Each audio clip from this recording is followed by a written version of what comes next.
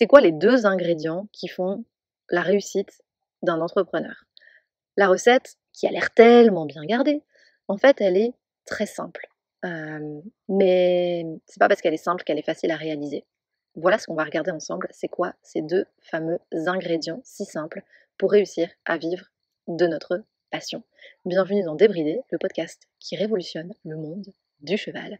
Ici, Claire Labbé, je suis l'équicoach des entrepreneurs et accompagnée de mon associée Amandine Collin, qui est préparatrice mentale. Eh bien, on aide les entrepreneurs amoureux des chevaux à vivre de leur activité sans devoir ni renier leurs valeurs, ni jouer les requins, ni éteindre qui ils sont vraiment, mais bien au contraire en sublimant qui ils sont et en mettant toutes les stratégies business au service de leur mission, de leur qualité de vie, et pas le contraire. Il n'y a pas besoin de se trahir pour réussir. Dans l'épisode précédent, donc cet épisode c'est une série de 3 ou 4, dans l'épisode précédent, on a parlé de l'entrepreneuriat engagé et de cet appel si fort qui, pour certains, nous pousse à quitter le milieu du salariat et les systèmes un peu plus conventionnels pour nous diriger vers une vie entrepreneuriale et nous permettre de pleinement nous consacrer à réaliser cette contribution pour le monde. Et pour réussir à vivre dignement notre vie et nous consacrer pleinement à notre engagement, à notre appel, à notre mission pour le monde, et ben il y a une recette qui est finalement pas si compliquée pour réussir à dignement gagner sa vie. Et donc ce qu'on va faire, c'est qu'on va regarder c'est quoi les 2 ingrédients pour ça. L'ingrédient numéro 1. Quand tu te lances dans une activité d'indépendant, et par exemple dans le milieu du cheval, il se trouve que dans le package Vivre de ma passion, eh bien, il y a non seulement le métier que tu fais, c'est-à-dire enseignant d'équitation, équicoach, équithérapeute, praticien en shiatsu, photographe, ce que tu veux. Il y a non seulement ce métier-là à connaître, mais il y a un deuxième métier qu'on n'avait absolument pas prévu. Et malheureusement, si on ne l'apprend pas, ce métier-là, eh bien, on ne risque pas de gagner de l'argent. En fait, c'est aussi simple que ça. Regarde autour de toi. Tous les praticiens, tous les professionnels que tu admires et qui gagnent leur vie, ils ont fait une chose. Tous ils l'ont fait. Ils ont investi. Ils ont investi en eux.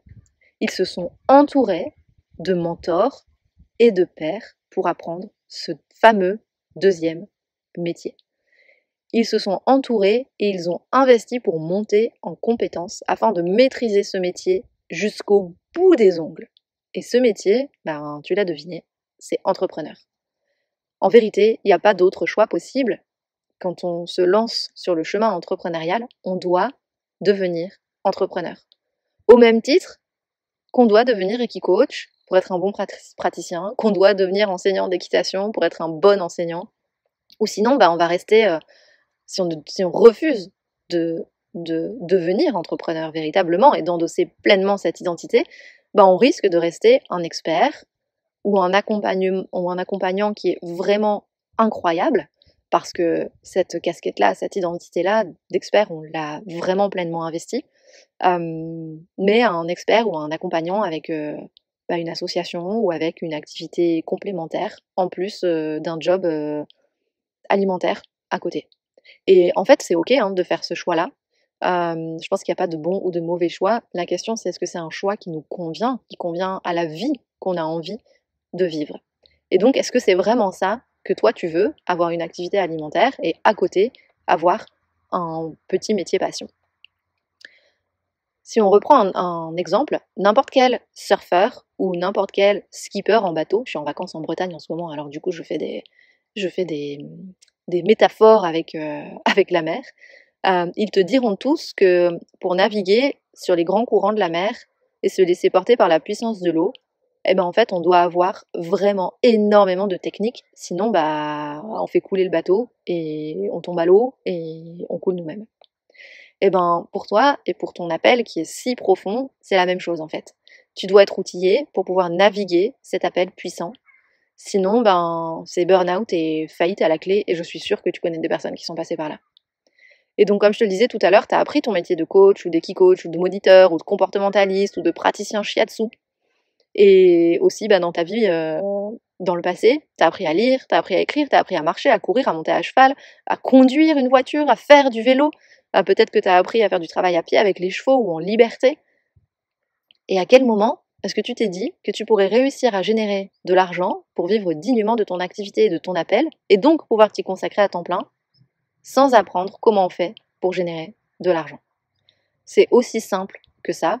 En fait, il faut accepter qu'il y a des compétences à apprendre, il faut accepter d'investir du temps et ou de l'argent pour se faire accompagner, pour monter en compétences et pour véritablement devenir entrepreneur jusqu'au bout des ongles, parce que nous avons deux casquettes dans nos métiers, notre expertise ou nos expertises et la casquette de chef d'entreprise, d'entrepreneur. Le deuxième ingrédient, maintenant que tu sais que mince, t'avais pas prévu le coup, mais si tu veux vraiment réussir, il va falloir devenir entrepreneur. Le deuxième ingrédient, et je fais une petite aparté, je reviens sur le premier là 2 secondes, mais qui dit gagner de l'argent, ne dit pas gagner de l'argent en faisant le gros requin et en faisant l'escroc et en roulant tes clients, hein. On parle bien de gagner de l'argent de façon éthique et de façon adaptée à qui tu es toi. Donc, l'ingrédient numéro 2, c'est de passer à la vraie vie. D'arrêter d'imaginer, de se former, de rester dans les mondes hypothétiques et de la théorie, et de passer à l'action, de se confronter à la réalité du terrain. On va revenir à la navigation. Tu sais, tout à l'heure on a dit, il faut apprendre à naviguer sur notre bateau ou sur notre surf, etc. Et les premières choses qu'on fait quand on veut naviguer, c'est que y a un peu de théorie à apprendre quand même. Il faut qu'on apprenne les courants, comment fonctionner en bateau, les différents nœuds, etc. D'ailleurs, en équitation, c'est pareil, hein, il y a de la théorie à savoir.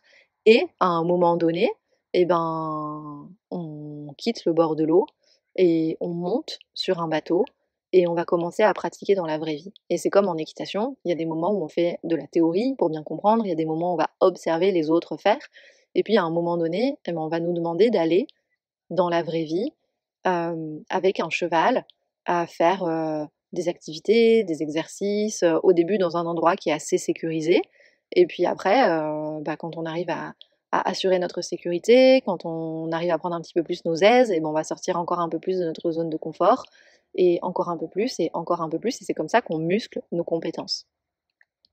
Et donc, c'est exactement ça qu'il faut faire, c'est passer dans la vraie vie. Sauf que passer dans la vraie vie et faire des vraies expériences de la vraie vie, ça fait peur.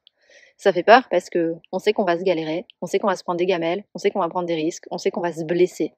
Ça fait peur parce que on se rend compte que possiblement on risque de se rendre compte qu'on n'est pas aussi doué que ce qu'on l'imagine ou que ce qu'on l'espère dans notre tête. Et du coup, le mythe et le rêve qu'on avait va de toute façon s'effondrer. On va se rendre compte que ce qu'on imaginait, là, tout en haut de l'Olympe, pour faire référence à l'épisode précédent, en fait, c'est pas le pays des bisounours comme on l'espérait. C'est pas le pays où tout va pour le mieux dans le meilleur de monde. Comme je vous le disais, c'est là que le mythe s'effondre et que la dure réalité nous est flanquée à la figure. En fait, il n'y a pas de Dieu avec des super pouvoirs. Ça, c'était juste une excuse qu'on s'était donnée. Ces rêves et ce monde merveilleux où tout est facile et tout est fluide et on y arrive, c'était encore juste une excuse qu'on s'était donnée pour nous auto-satisfaire du fait qu'on n'osait pas faire les efforts nécessaires pour réaliser nos rêves les plus fous. En fait, les dieux de l'Olympe, c'est juste des hommes et des femmes, des vrais, de la vraie vie, qui ont eu le courage de faire ce que 99% des gens ne veulent pas faire. Ils sont sortis des rangs, ils sont sortis du troupeau, et ils ont osé croire que c'était possible de réaliser leurs rêves plutôt que de vivre la vie qu'on attendait d'eux. Ils se sont libérés de leur chaîne. Ils ont décidé de faire un pas hors du sentier battu, hors de l'autoroute que tout le monde suit. Et puis ensuite un deuxième, et puis ensuite un troisième pas, et puis petit à petit, ils ont tracé leur route. Et pour réussir à se détacher des attentes des autres, pour réussir à faire différemment du troupeau, pour braver nos pires peurs, et notamment notre peur d'être rejeté, de se faire mal, il faut une sacrée dose de courage. Et juste en aparté comme ça, je te rappelle que courage, ça vient du mot cœur. Ça vient de suivre son cœur. C'est pas un gros truc de héros surpuissant, dominant, tout ce qu'on veut. En fait, ça vient de quelque chose qui est de l'ordre de la sensibilité, qui est de l'ordre de cet appel dont on a parlé à l'épisode numéro 1 et que tu as déjà en toi. Le courage, c'est oser y aller, même quand on a peur et même quand on se sent méga vulnérable. Le courage, c'est dire j'ai peur, Mais c'est pas ça qui va dicter ma vie. J'ai peur, mais j'y vais quand même.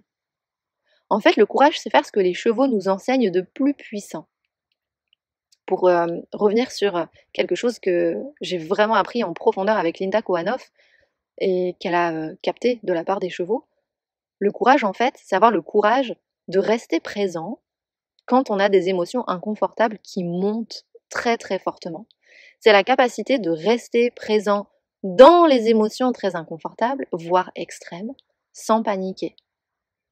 De respirer dedans, sans nous figer, sans s'attaquer, sans prendre nos jambes à notre cou et sans nous plier aux exigences du monde. Le courage, c'est rester assez longtemps dans ces émotions inconfortables pour que le message de l'émotion puisse enfin émerger et nous indiquer depuis notre intérieur profond l'action à suivre pour avancer sur notre chemin. Parce que si on ne prend pas le temps de rester dans une émotion inconfortable, en fait, on ne va jamais capter le message le plus profond qu'elle nous indique. On va réagir pour nous mettre en sécurité, au lieu de rester là et d'aller chercher la sagesse qu'il y a à l'intérieur de cette émotion. Et Linda elle a une phrase qui résume très bien ça, qui lui vient des chevaux, c'est le courage de sentir et la volonté d'agir. En fait, tout ce que j'ai décrit là dans cet ingrédient numéro 2, qui est le courage, ce sont d'autres compétences que celles de l'entrepreneuriat, ce sont les compétences qu'on appelle le mindset ou l'état d'esprit. Et là aussi, il y a de la muscu à faire sur notre état d'esprit. Et travailler la musculation de notre état d'esprit, de notre mindset, c'est-à-dire de notre courage, ça nous permet, par exemple, d'arrêter de penser que c'est toujours la faute de l'extérieur et de enfin voir ce qui est sous notre contrôle à nous, en acceptant ce qui est à l'extérieur et qu'on ne peut pas changer, pour pouvoir avancer avec ce qui est là, justement. Ça nous permet d'arrêter de voir les déceptions et les douleurs comme des échecs horribles de la vie et de plutôt les voir comme des opportunités d'apprendre et de grandir. Développer son courage, ça permet d'arrêter de faire des actions uniquement si on va obtenir les résultats qu'on a envie d'obtenir. Parce que ça, on ne sait pas, du coup on passe jamais à l'action. Et ça nous permet du coup d'agir dans le but de voir ce que ça génère comme résultat. Pas d'obtenir les résultats, mais de voir ce que ça génère comme résultat, d'en tirer des leçons et du coup d'adapter en fonction pour continuer d'avancer. Développer notre courage, ça permet d'arrêter d'avoir tout le temps peur qu'on nous pique nos idées, qu'on nous pique nos clients, et de plutôt voir la concurrence comme une stimulation, pour toujours donner le meilleur de nous et créer des partenariats et diffuser nos idées dans le monde grâce au partage.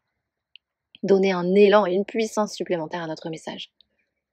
Développer notre courage, ça nous permet d'arrêter de vouloir trouver des clients pour nos offres, mais plutôt de créer les meilleurs accompagnements possibles pour aider nos clients sur les problèmes qu'ils rencontrent ou sur les objectifs qu'ils veulent atteindre. En réalité, il n'y a pas de rêve inatteignable. Il y a un monsieur qui s'appelle Greg S. Je n'ai que le S de son nom de famille, je ne sais plus c'est quoi son nom de famille. Si jamais vous le savez, dites-le moi, envoyez-nous un message privé sur Instagram pour nous dire. Je vous donne la citation pour terminer cet épisode de podcast. La citation c'est « Un rêve écrit avec une date devient un objectif. Un objectif détaillé en étapes devient un plan.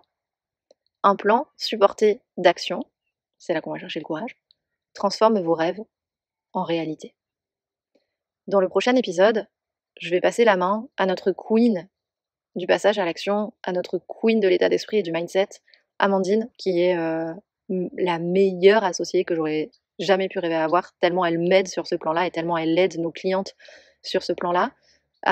Et elle va vous expliquer beaucoup plus en détail comment est-ce qu'on peut faire pour développer véritablement cet état d'esprit, ce mindset et ce courage de passer à l'action, même quand on a peur et même quand on se sent vulnérable. Et avant de terminer, je vous rappelle que en septembre, début septembre, on organise pour la rentrée un superbe challenge. On va réunir à peu près 400 entrepreneurs qu'on va prendre sous notre aile. C'est un challenge qui est gratuit. Notre objectif, c'est de redémarrer l'année avec des fondations solides. Et des fondations solides, quand on est entrepreneur, ça commence par avoir une offre qui se vend.